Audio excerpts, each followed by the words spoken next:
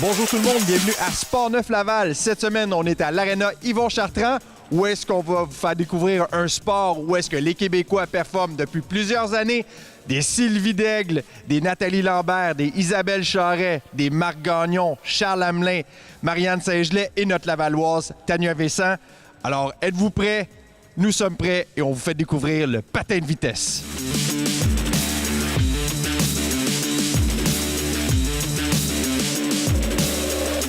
Alors, je suis présentement avec Gaël Doucet-Gagnon, un membre du CRCP Laval et membre Excellence Sport Laval. Gaël, bienvenue à Sport-Neuf Laval. Merci. Gaël, tu vas nous expliquer un peu c'est quoi l'équipement que vous avez en patinage de vitesse. Vous avez un gant spécial, vous avez des bas blancs. À quoi ça sert tout ça? La plupart du stock qu'on met, c'est pour éviter les coupures, mais aussi on met des protèges tibia en dessous de notre skin ici, là, qui sont durs, là, rigides. Sinon, ça, c'est des bas de Dynéma. C'est pour éviter les coupures au niveau entre le patin et la cheville ici, là, puisque notre skin ne descend pas en dessous de notre patin. On a des bas aussi, des gants aussi en Dynéma, éviter les coupures aux mains. Toute notre skin au complet doit être avec du Dynéma, en fait. C'est un skin qui est aérodynamique, mais en dessous, il y a une pièce de Dynéma pour éviter les coupures partout au niveau du corps. Sinon, on a notre casque pour éviter les commotions. Faut qu'il soit légal en compétition, qu'il soit certifié pour le patinage de vitesse. Sinon, on a des lunettes aussi qui sont pas obligatoires au niveau international, mais à notre niveau provincial et canadien, on doit mettre des lunettes pour protéger les yeux là, de la glace ou d'une lame qui peut arriver dans la figure. Puis la dernière affaire aussi qu'on a, c'est ici un protège-cou en Dynéma aussi pour éviter les coupures au cou. Quand tu dis Dynéma, j'imagine que c'est le tissu. Et c'est vraiment un tissu, vraiment, si je passe le patin sur le tissu, il n'y aura pas de coupure sur le tissu? Bien, encore là, c'est un tissu qui est très coûteux, mais c'est pas indestructible. Je veux dire, on peut pas mettre du métal partout autour du corps, des affaires. Je veux dire, c'est un tissu quand même, là, si la lame est bien effilée, puis dans certains cas, ça peut couper quand même au travers, là, mais au moins, c'est la meilleure protection qui existe pour l'instant, qui nous permet de pratiquer notre sport quand même aisément. Gaël, on va parler maintenant de toi, ton sport. Ici, à l'Arena Yvon Chartrand, vous pratiquez dans le cadre du sport d'études. Explique-nous un peu ton horaire hebdomadaire en tant qu'athlète de patin de vitesse. Bien, les mercredis, dans le fond, c'est ça, c'est le sport-études. Sinon, on a 2 pratiques par semaine qui sont avec le CQD, les lundis et les dimanches. Le CQD, c'est un regroupement des athlètes les plus forts au niveau de la région là, et Laval et les environs. Et sinon, j'ai mes entraînements avec le CRCP Laval à chaque jour, dans le fond. J'en ai 2 le mercredi. En fait, là, le mercredi, j'ai mon sport-études. Puis plus tard, j'ai avec Laval le CRCP de la musculation. Sinon, tous les jours, j'ai des glaces. Maintenant, tu es un athlète Excellence Sport Laval. Qu'est-ce que ça t'apporte maintenant d'être un athlète Excellence Sport Laval? Bien, en fait, j'ai deux choix que je peux avoir. Je peux avoir une physio. Moi, j'ai choisi physio et nutritionniste. Bien, en fait, non, psychologue sportif, j'ai un avec la physio, une rencontre avec la physio que je peux avoir. Sinon, des rencontres avec psychologue sportif et nutritionniste. Puis il y avait 5 choix dans le fond, puis moi j'ai choisi ces 2 choix-là, mais on m'a offert aussi une rencontre avec la physio gratuitement. Tu as choisi la préparation mentale. Qu'est-ce que ça va t'apporter, la préparation mentale, pour Gaël Doucet-Gagnon dans les prochaines compétitions? Être préparé mentalement aux compétitions, être à l'aise dans la tête à performer, puisque il y en a beaucoup qui se passe sur la glace, mais c'est aussi dans la tête, aussi notre façon de penser, comment interpréter une course, comment interpréter une compétition. Être vraiment à l'aise, puis être, disons, reposé pour être comme à l'écoute, disons, de ce qui va se passer durant la course, puis interpréter, réagir. On l'a vu un peu dans les entraînements. Tantôt, vous pratiquez un peu les dépassements. Ça va quand même assez vite. C'est quoi la tactique? À quoi qu'on pense quand on n'a pas vraiment le temps de réfléchir? On a une fraction de seconde, j'imagine, pour trouver le trou puis se hisser en première place. Comment qu'on fait ça? Mais ça dépend toujours du contexte. C'est quand même compliqué parce que ça dépend toujours des circonstances. Ça dépend des patineurs aussi. Si on connaît l'autre patineur qu'on patine avec. Des fois, en compétition, on voit souvent les mêmes. T'sais, si on sait que lui va réagir de telle façon si on fait ça, lui, il a tel avantage par rapport à moi, lui, il est, je sais pas, moi, il est capable de plus serrer en sortie. T'sais, on peut se dire qu'un dépassement extérieur, ça pourrait être, disons, le mieux recommandé pour cette personne-là, mais ça va dépendre aussi de quel type de tracé qu'il va faire, parce que il y a plusieurs types de tracés, des tracés coréens, tracés peanut, tracés standards. J'imagine que le tracé coréen, c'est eux autres qui l'ont inventé. Oui, c'est ça, c'est typique d'eux autres. Les Coréens, justement, ils utilisent souvent ce tracé-là. Nous, en tant que Canadiens, on a-tu inventé quelque chose?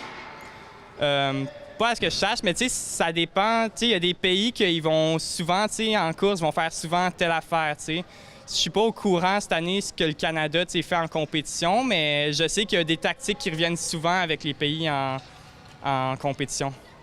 Maintenant, tu t'entraînes ici à l'Arena Yvon Chartrand. Vous avez maintenant la chance d'avoir la Place Belle avec un anneau olympique. Parle-nous un peu de c'est quoi la différence de s'entraîner ici et là-bas à la Place Belle? Place Belle, c'est vraiment plus sécuritaire puisque les matelas sont beaucoup plus épais. Les matelas, ils bougent aussi, ils amortissent nos chutes. Comme ici, à cette aréna-là, on peut pas vraiment faire trop... c'est du patin de vitesse, on va vite, mais je veux dire, par rapport à notre vitesse qu'on peut aller, on va lentement à cette aréna-là, puisque l'aréna est quand même serrée en termes de largeur, puis en profondeur, et pas très, très profonde. Fait que si on tombe puis on va vite, on n'a même pas une seconde pour se placer, pour bien arriver dans le matelas, parce qu'il y a une certaine position à adopter quand on tombe pour éviter les commotions, justement, ou les fractures. C'est quelque chose que vous apprenez, j'imagine, en bas âge, en patin, comment tomber. C'est un apprentissage que vous faites dès le début? Oui, exactement. On apprend ça jeune, puis on garde tout le reste de notre vie. Quand on est jeune, on tombe plus souvent aussi, fait que c'est le moment de le pratiquer. Maintenant, on sait, tu t'entraînes présentement à Laval. On sait que les athlètes de haut niveau s'entraînent à Montréal, à l'Arena Maurice Richard. Est-ce que toi, c'est ton but de te rendre là-bas? Moi, je suis plus un patineur un peu de longue piste. C'est plus en longue piste que je voudrais me développer. Parce que j'ai déjà fait des tests physiques à l'INS, justement. Puis avec les tests physiques que j'ai eus, j'ai plus comme le potentiel physique d'être un patineur de longue piste. Puis j'aime bien aussi ce sport-là. J'aime autant courte piste et longue piste, mais mon potentiel physique serait plus à développer en longue piste plutôt qu'en courte piste. Quand tu parles de ton potentiel physique, c'est quoi le potentiel physique de Gaël? Qu'est-ce qui fait que, oui, on t'a vu plus en longue piste qu'en courte piste? Bien, on a remarqué que j'étais quelqu'un quand même de naturellement très puissant. Comme quand j'ai commencé en bas âge la musculation, déjà là, je montais très vite avec les poids, puis j'ai commencé avec des poids qui étaient quand même hauts. J'étais encadré par un coach, bien sûr, là, un qui est spécialisé en musculation. Là, un préparateur physique. Oui, préparateur physique. Je cherchais le mot. Un kinésiologue, c'est ça le mot que je voulais chercher. Un kinésiologue, bien sûr, pour ne pas se blesser. Puis aussi, c'est en longue piste. Quand j'ai commencé, la première fois que j'ai patiné en longue piste, je me sentais déjà très à l'aise. Puis en compétition, ça a bien été. La technique en longue piste est différente que celle en courte piste, mais c'est pas la même technique. Mais dans le fond, il y a beaucoup de ressemblances, mais je suis plus à l'aise comme à adopter le style d'un patineur. Comment qu'on fait pour se développer en longue piste quand que la longue piste est inexistante ici sur l'île de Montréal? Et puis, je pense que la plus roche, c'est à Québec, mais c'est à l'extérieur. Alors, comment qu'on fait pour se développer en longue piste? Bien, la technique, on peut aller la chercher dans les hors-glace, beaucoup pratiquer les mouvements qui sont plus longs, plus fluides, un peu différents en longue piste. Puis sur glace, on peut adapter nos entraînements pour développer les capacités physiques en longue piste dans la distance qu'on veut spécialiser. Moi, ça serait le 1000 mètres et le 1500 mètres que je voudrais vraiment me spécialiser. Puis on peut adapter les entraînements aussi qui tirent en avant. Parce que quand on tire, c'est plus dur, il faut être plus aérodynamique, il faut être vraiment fluide, bien traverser le vent. Puis dans le fond, c'est d'adapter un peu nos entraînements parce que c'est quand même du patinage de vitesse, mais je veux dire, c'est légèrement différent, là. Si éventuellement tu deviens un patineur longue piste et que tu vas performer en longue piste, est-ce que ça va vouloir dire que, Gaël, tu vas devoir déménager à Calgary pour t'entraîner? Oui, effectivement. Mais je voulais rajouter, j'ai déjà un coach en longue piste qui est à Québec. Puis pour l'instant, lui m'a conseillé qu'à mon âge, c'était bon de développer encore certaines choses en courte piste qu'on peut moins travailler en longue piste pour effectuer le transfert plus aisément. Pour terminer, tu es un athlète identifié relève au niveau de la Fédération de patinage de vitesse du Québec. Qu'est-ce que ça t'apporte de plus, toi, dans ton quotidien? D'être un athlète au niveau de la fédération. Oui. En fait, c'est dans la fédération, quand on fait partie de la Fédé, on est enregistré dans les compétitions, notre nom, nos classements, puis tout se retrouve sur le site de la fédération. Puis il y a aussi en termes un peu des termes, si on se blesse, puis tout, on est mieux, je sais pas comment dire ça, là, mais c'est aussi au niveau légal, en fait. On peut pas juste patiner puis se blesser, là, puis pas être dans la Fédé. Il faut être enregistré avec la Oui, c'est ça. Il faut être affilié. Mais toi, tu es un athlète présentement relève, alors tu reçois certaines subventions. Qu'est-ce que ça fait, ces subventions-là? Qu'est-ce que tu fais avec les subventions qui sont reçues par le gouvernement? Ah, désolé. En fait, ça m'aide à payer mon équipement et mes compétitions. Là. En gros, c'est vraiment ça. C'est coûteux, là, mais ça nous aide. Là. Puis au final, peut-être que j'aurais quasiment rien à payer grâce à ça, là, parce que cette année, j'ai eu quand même un bon montant. Là.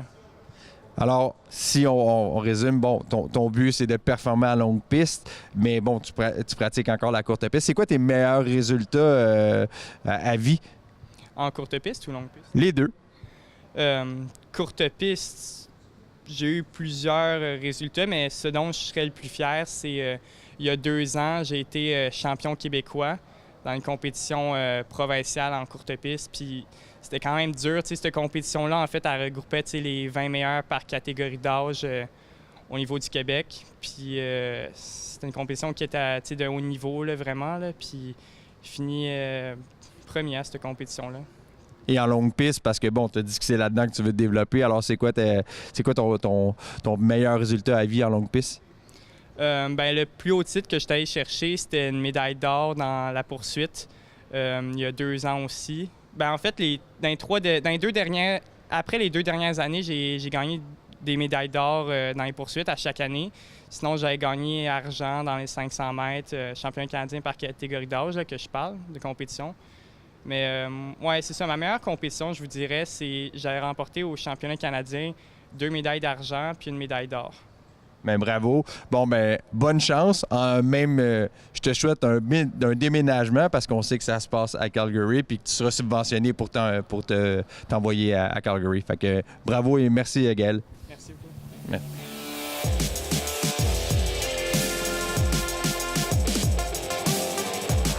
Alors, je suis présentement avec Sylvain Gagnon, entraîneur du sport-études du CRCP. Sylvain, parle-nous un peu de l'implication que tu as auprès des jeunes du sport-études. Bien, moi, premièrement, je suis entraîneur du CRCE à Montréal. Ça, c'est le Centre régional national d'entraînement. Dans le fond, nous, on entraîne... c'est les juniors qui vont devenir, probablement, qui vont faire l'équipe nationale junior un jour et qui espèrent faire l'équipe nationale senior dans quelques années. Fait que c'est un peu le club école de l'équipe nationale. Par rapport à ça, moi, j'ai décidé de m'impliquer avec le sport-études parce que ces jeunes-là, c'est le futur. Fait que moi, ils m'ont demandé de les coacher à l'année, quelques fois par semaine. Puis moi, je voulais juste redonner aux jeunes, redonner la possibilité aux jeunes d'apprendre un peu qu'est-ce qu'on fait, nous, avec les plus vieux. C'est que je les amène pour que quand ils vont arriver à patiner avec nous autres éventuellement, qu'il y ait déjà une base de quelle sorte d'entraînement qu'on fait. Bon, tu parles que, bon, évidemment, c'est à l'Aréna Maurice Richard, c'est le centre national. Mais combien de jeunes qui sont passés ici et qui sont rendus maintenant avec vous à Montréal? Ah, il y en a plusieurs, mais au cours des années, moi, c'est seulement ma 2e année que j'entraîne le sport-études. Mais dans le passé, le sport-études, il y avait d'autres entraîneurs. Puis moi, j'ai peut-être 7 à 8 patineurs qui sortent carrément du sport-études de Laval, que maintenant, ils sont avec le CRCE à Montréal. Justement, comme tu dis, on s'entraîne à la même place que l'équipe nationale à Maurice Richard. Puis, bon, OK, on va le dire. Son nom, c'est Sylvain Gagnon, frère de Marc Gagnon. C'est quoi la dynamique avec Marc? Marc aussi qui est devenu entraîneur. Est-ce que vous travaillez ensemble? Oui, effectivement, on travaille ensemble. Dans le fond, lui, c'est l'entraîneur-chef du CRCE. Moi, je suis un des assistants coach. On est 3 en tout. Puis les 3 entraîneurs, on est des anciens Olympiens. Puis la dynamique est super bonne. Moi, mon frère, on a toujours eu une bonne entente, autant sur la glace qu'en dehors de la glace quand on compétitionnait. Ça fait une belle chimie. Puis c'est vraiment le fun parce qu'on se complète bien. Lui, étant donné que c'est le coach en chef, moi, ma tâche, je suis assistant coach, mais je me spécialise aussi dans l'équipement parce que l'équipement, c'est de plus en plus pointu, de plus en plus perfectionné. Fait que c'est un peu comme une Formule 1 maintenant. Moi, je me spécialise, je m'occupe de l'équipement de tous les patineurs là-bas aussi. Là. parles de l'équipement. On sait qu'il y a un ancien patineur qui a parti sa ligne de lames, je crois. Est-ce que c'est quelque chose que vous utilisez, toi, que tu travailles avec ces produits-là? Et comment tu fais pour rendre nos athlètes plus rapides? Bien, effectivement, je travaille, c'est Mathieu Turcotte qui est propriétaire de la compagnie Apex. La plupart des patineurs qui se font faire des patins moulés sur mesure patinent avec des patins Apex. Il y a d'autres compagnies, mais majoritairement avec lui parce qu'il fait vraiment un bon produit. Puis c'est sûr qu'à l'entraînement, on essaie de travailler conjointement avec l'équipe nationale. Puis en même temps, comme je disais tantôt, conjointement aussi avec les clubs de région, les clubs de Laval, le CRCP et le sport-études, on essaie de faire une meilleure chaîne. Au lieu de travailler chacun de notre bord, on essaie de travailler ensemble conjointement pour arriver avec des meilleurs patineurs qui vont mieux performer encore au niveau mondial. Puis au point de vue de l'équipement, tu sais, Mathieu, c'est lui qui se perfectionne là-dedans. Puis moi, je fais juste, tu sais, je m'occupe des lames, je m'occupe de tout bien setter ça pour les patineurs pour les aider à aller de plus en plus vite, là. Parce qu'on le sait, aux derniers Olympiques, ça a été une des lacunes qui a été mentionnée par les athlètes. La préparation des patins a laissé à désirer, c'est ce qu'on a entendu. Mais toi, c'est quoi? Comment que tu fais pour passer par-dessus ça avec tes athlètes aussi? Évidemment, oui, les patins ont une importance, mais au niveau de la préparation mentale, en disant, ben OK, c'est surtout la personne qui est dans les patins le plus important. Alors, comment tu fais pour travailler là-dessus? Bien, c'est sûr, tu as parfaitement raison, parce que c'est facile de donner une excuse sur l'équipement. J'enlève rien aux patineurs de l'équipe nationale, c'est pas ça que je dis. Mais c'est plus facile que de se regarder soi-même. Mais en même temps, de plus en plus, on a des préparateurs au point de vue psychologique. On essaie de travailler tout le monde en équipe ensemble. Puis c'est sûr que l'équipement, ça prend pas grand-chose. C'est comme en Formule 1. Hein? Si tu as mis les mauvais pneus, si tu as mis... Tu sais, mais au bout de la ligne, c'est la personne qui est en arrière du volant. C'est la même chose. C'est la personne qui chose les patins qui fait la performance. Mais comme plus ça va haut dans les échelons, il y a beaucoup plus de personnes ressources pour t'aider, soit pour l'équipement, soit pour la préparation mentale, préparation physique, etc. Ça fait que, ils sont quand même bien encadrés. Mais quand ils sont jeunes, c'est important aussi d'essayer de donner le même service. Tu sais, comme moi, quand j'arrange les lames de mes patineurs ici à Sport-Études, je lui fais des lames comme si je les ferais au monde du CRCE, là. Tu sais, c'est comme si moi, je ne serais pas gêné de patiner avec, là. Moi, quand je donne un équipement à quelqu'un, une paire de lames que j'ai arrangée, moi, j'aurais patiné avec, là. Ça fait que moi, je suis quand même assez minutieux, là. V'là une semaine, on est allé voir une compétition, la première compétition à la Place Belle, Liliane Lambert, et j'ai rencontré Angela Cotrone et j'ai demandé une question, je vais te demander la même. C'est quoi la différence? Toi, t'es olympien au début des années 90, on va pas dire notre âge, mais bon, c'est à peu près ça, mais je me souviens de t'avoir vu. Mais c'est quoi la grande différence aujourd'hui et le début des années 90 en patinage de vitesse? D'ailleurs, je suis allé aux Olympiques avec Angela quand elle a gagné sa médaille d'or au relais, ça qu'on se connaît quand même très bien. Bien, c'est évolué, la technologie, l'équipement a beaucoup évolué, les méthodes d'entraînement, on connaît beaucoup plus de choses maintenant par rapport à l'entraînement, que ce soit en musculation, que ce soit même expliquer la technique. Dans notre temps, c'était plus le feeling. Là, maintenant, c'est plus expliqué avec des spécialistes. Je dis pas qu'on était moins sérieux dans le temps, mais aujourd'hui, c'est pas je dirais pas que c'est un travail, mais c'est plus à temps plein que dans notre temps. Tu sais, maintenant, ils patinent 2 fois par jour sur l'équipe nationale. Tu sais, c'est des entraînements un petit peu plus assidus que nous. Nous, c'était 1 fois par jour. Mais ça évolue, c'est comme dans le temps, là. Tu sais, Wayne Gretzko, aujourd'hui, serait-tu moins bon ou meilleur qu'il était? Les technologies n'étaient pas les mêmes. C'est générationnel. Mais aujourd'hui, c'est beaucoup plus pointu, puis on peut expliquer beaucoup plus comment s'entraîner, puis où est-ce qu'on s'en va, que dans notre temps, que c'était un petit peu plus sur les feelings, je peux dire. On sait, mais bon, le patinage de vitesse, c'est quand même un sport que les Québécois rayonnent depuis beaucoup d'années. Moi, je me souviens de Sylvie Degg, c'est peut-être la première personne que j'ai vu performer au niveau international.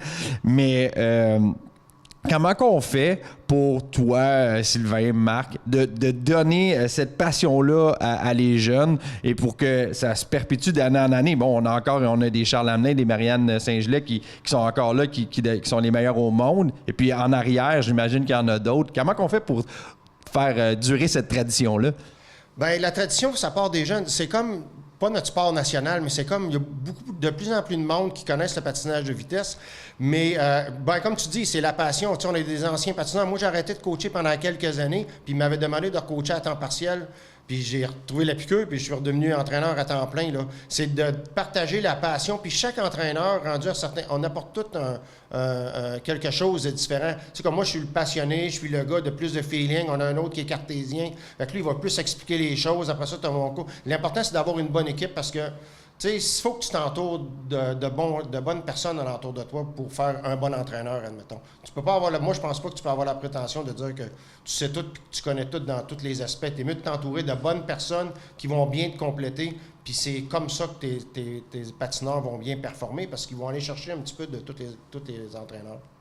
Puis, on sait, bon, les jeunes dans l'ère Nintendo, des pitonneux, l'investissement de temps dans les entraînements, comment qu'on fait pour les accrocher à ce qu'ils deviennent des athlètes? Dans plusieurs sports, maintenant, il y a encore des jeunes qui participent, mais que c'est de plus en plus récréatif, mais le milieu compétitif descend dans tous les sports. Comment qu'on fait pour les accrocher? Ben, vois-tu, c'est drôle parce que dans le patinage de vitesse, parce que moi, je suis un petit peu plus de haut niveau, mais étant donné que ma fille, elle patine justement à sport-études et qu'elle patine au CRCP à Laval, je lui donne un petit peu plus un coup de main qu'avant, puis que je vais plus aux entraînements, mais c'est le sérieux des entraînements. Ils deviennent des athlètes plus jeunes qu'avant. Moi, je pourrais dire que oui, c'est récréatif, mais ils deviennent au niveau de compétition plus jeunes un petit peu, puis il faut qu'ils fassent des choix. Ils ne peuvent plus faire 2-3 sports comme dans mon temps. Tu sais, tu fais un sport l'été, tu fais un autre sport l'hiver. Là, ils sont 12 ans, puis ils ont de l'entraînement d'été en patin de vitesse. Oui, c'est peut-être un petit peu plus dur de les accrocher, mais comme je te dis, quand tu as un bon noyau de patineur puis un bon noyau de coach, puis quand tu y vas, tu as le goût d'y retourner. Là. C'est comme un travail. Quand tu aimes ton travail, tu comptes pas les heures. C'est aux entraîneurs aussi de mettre ça agréable, de mettre ça le fun, de leur expliquer le dépassement de soi. Puis, tu sais, un coup qu'ils sont ici, c'est de leur faire comprendre qu'ils laissent leur téléphone de côté parce que, comme tu dis, c'est générationnel. Mais, tu sais, il faut faire un juste milieu, mais ce que je trouve le fun, c'est que justement, quand ils viennent faire du sport, c'est qu'ils oublient toutes ces affaires-là technologiques Un truc que Sylvain Gagnon peut donner aux autres entraîneurs pour que l'entraînement reste fun et pas juste de la souffrance, c'est quoi le truc que tu pourrais donner aux entraîneurs? Ben, il n'y a pas nécessairement de truc, mais ce qui est important, c'est quand c'est le temps de travailler, c'est le temps de travailler. Puis quand c'est le temps d'avoir du plaisir, c'est le temps d'avoir du plaisir. C'est ça qu'il faut. Quand les moments de repos, tout ça, c'est d'être proche des athlètes. Tu sais, de ne pas être sur un piédestal. Moi, je suis l'entraîneur, puis vous autres, vous êtes les athlètes. C'est d'être à leur niveau, de les comprendre, d'embarquer dans leur cercle de conversation, puis juste de faire partie de leur gang pour mieux les comprendre, parce que c'est de plus en plus complexe. Comme tu dis, avec les Nintendo et tout, sont de plus en plus renfermés. C'est important d'aller les chercher. Quand c'est le temps de travailler, c'est le temps de travailler, mais quand c'est le temps d'avoir du plaisir, c'est juste de passer un petit peu de temps avec eux autres puis d'essayer de les comprendre.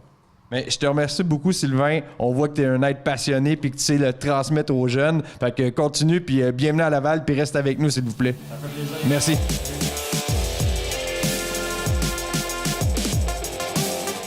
Je me trouve présentement avec le numéro 19 du Rocket de Laval, Antoine Wake. Bonjour. Allô? Antoine, toi, tu viens de Saint-Bruno. Tu as 21 ans. Puis, qu'est-ce que ça fait de t'en venir ici à Laval pour ta famille? J'imagine qu'ils étaient contents. Oui, c'est sûr, c'est proche pour tout le monde. C'est sûr, c'est le fun pour ma famille.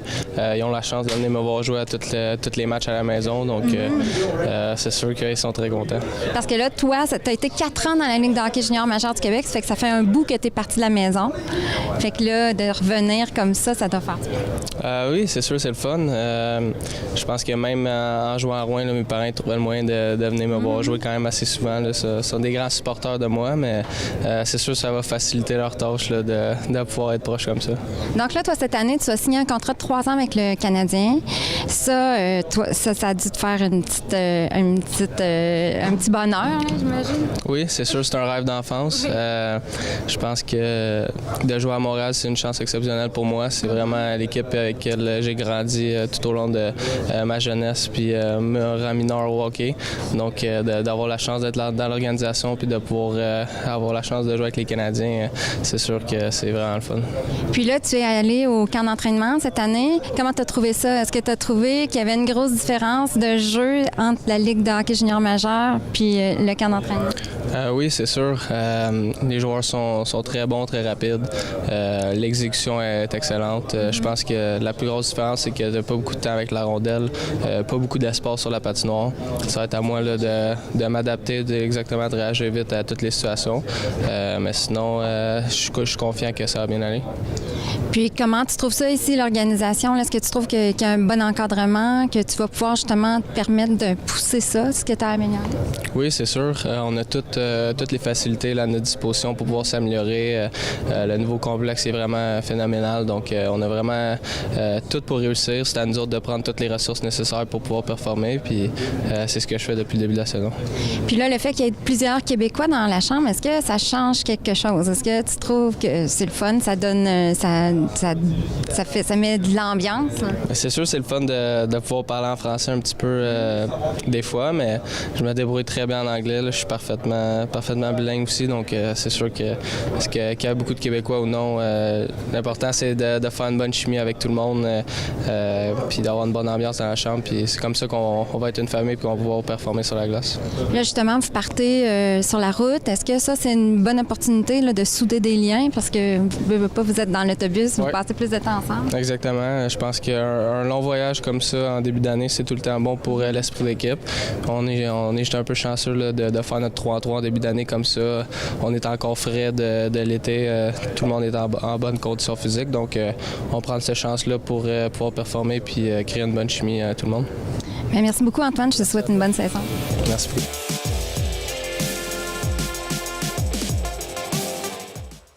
Alors, j'espère que ça vous a permis de découvrir le patin de vitesse. Je vous souhaite bonne semaine et à la semaine prochaine.